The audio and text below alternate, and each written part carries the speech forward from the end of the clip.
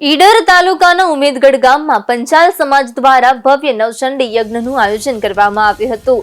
આ ધાર્મિક કાર્યક્રમમાં ગામ તેમજ દેશ વિદેશમાં વસવાટ કરતા પંચાલ સમાજના લોકો વિશેષ ઉપસ્થિત રહ્યા હતા, જેને કારણે કાર્યક્રમને વિશાળ પ્રતિસાદ મળ્યો હતો। નવચંડી યજ્ઞ સુખ, શાંતિ અને સમૃદ્ધિ માટે યોજવામાં આવ્યો હતો। આ પ્રસંગે પંચાલ સમાજ દ્વારા આયોજનના સહભાગી બનેલા સૌનો આભાર વ્યક્ત કરવામાં આવ્યો હતો।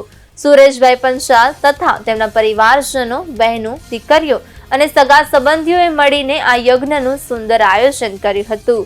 કાર્યક્રમ અંતર્ગત સાંજે સમસ્ત પંચાલ સમાજ માટે જમણવારનું પણ આયોજન કરવામાં આવ્યું હતું, જેમાં મોટી સંખ્યામાં લોકોએ ભાગ લીધો હતો।